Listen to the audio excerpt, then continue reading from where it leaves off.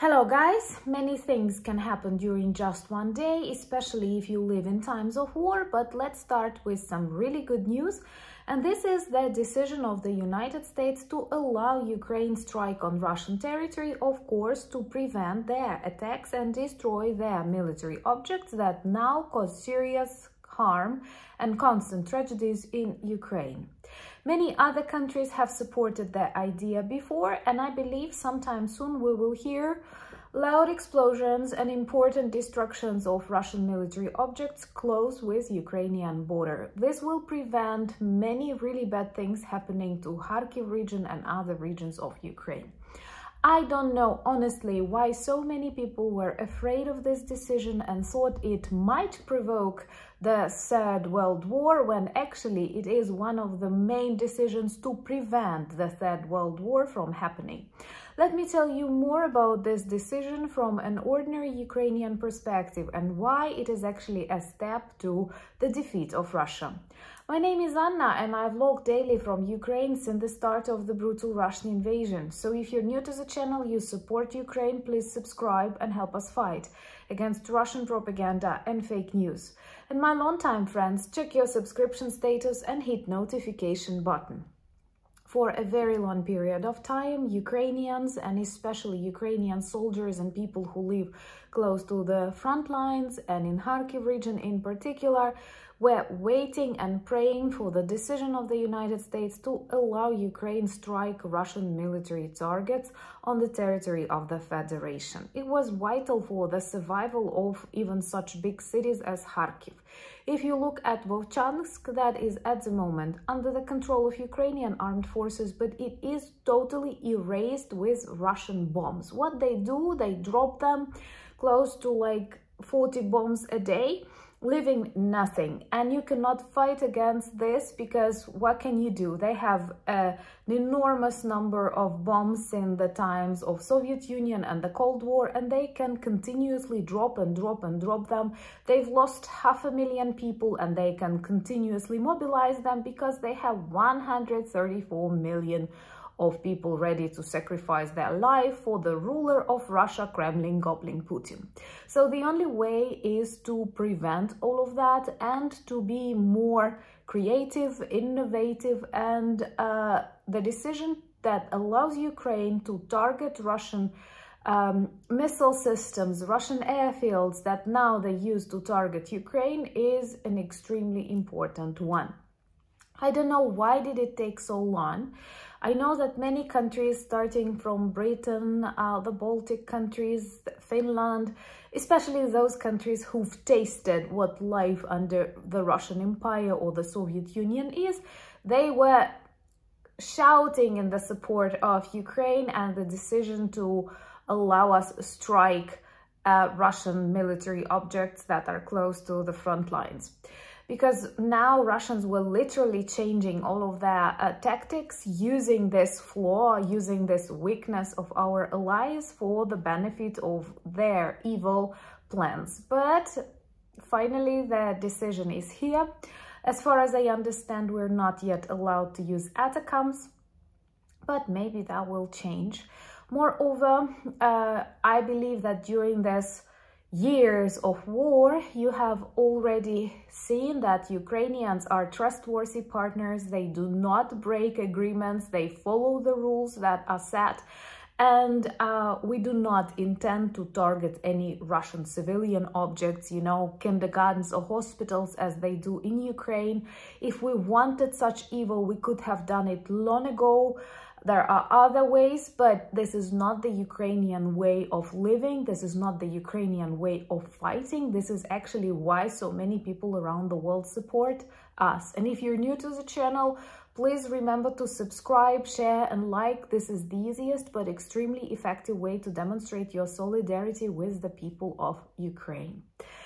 And I am looking forward to the updates from the front lines because I realize how many people and all of Kharkiv, honestly, were waiting for this decision because many of the tragedies that we have witnessed during these days could have been prevented if Ukraine was allowed to destroy Russian airfields, Russian missile systems, and other things that they use to erase Ukrainian infrastructure, Ukrainian lives, unfortunately. And there is one very interesting observation that I want to share with you, is this fear that many, especially politicians, they tend to be more afraid than citizens, ordinary citizens like you and me. And they were terrified of this decision, and many tried to prevent it because of the Third World War. When this decision is perhaps the best thing if you want to prevent the Third World War. Let's look at the pre-Second World War time. Did appeasement work? No. But if a different tactics would have been chosen then, perhaps Hitler would be stopped earlier, with fewer people dying on the battlefields of Europe and also people coming from our allied countries.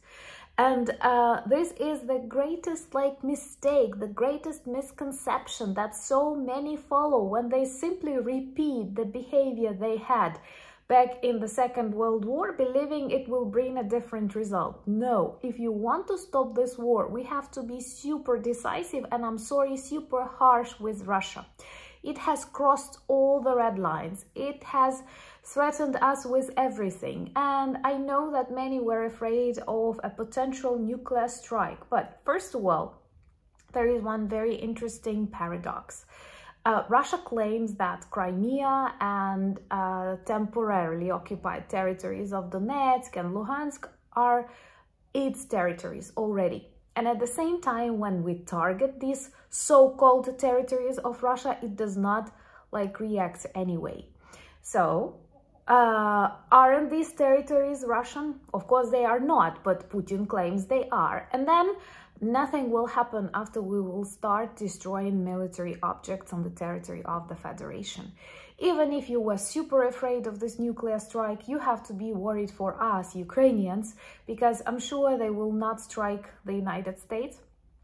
And we are not afraid of Russia.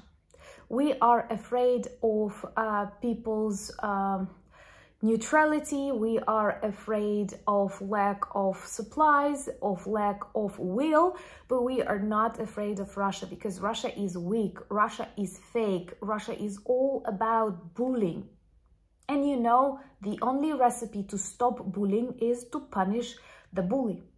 And that's what we are ready to do. And honestly, I am waiting for the updates from the front lines, and with F-16s arriving sometime, hopefully soon, I'm sure we will hear and see more.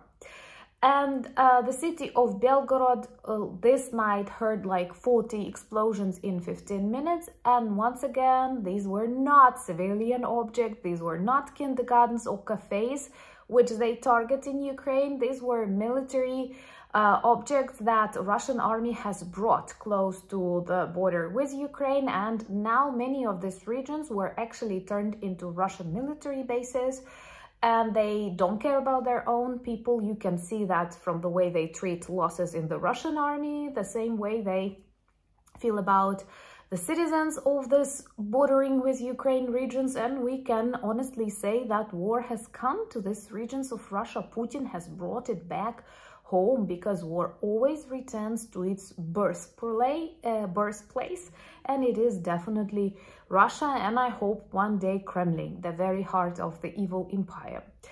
And of course, it will be louder in the next weeks all around the border on the side of the Russian Federation, because it's our task to save our people, to back up our soldiers, and to help us return back our territories. All we need is the borders of Ukraine 1991. By the way, Russia is really good at bombing itself. Let me know in the comments below, would you like a video on that? Because I keep this news open for myself, and the number of bombs that they have accidentally dropped on Belgorod and other regions when filled with hatred were Russian to Ukrainian border is amazing. And it demonstrates once again traditional Russian negligence and disrespect to human life, even if it is the life of their own citizens.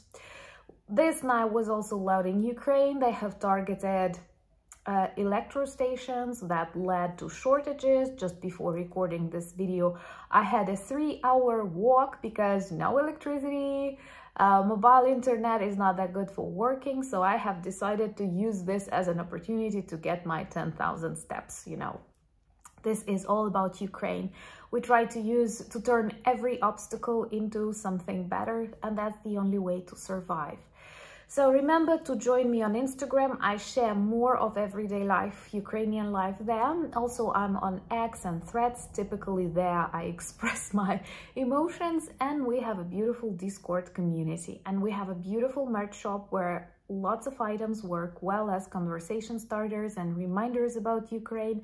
And you can get lots of interesting and beautiful pieces of information about us there.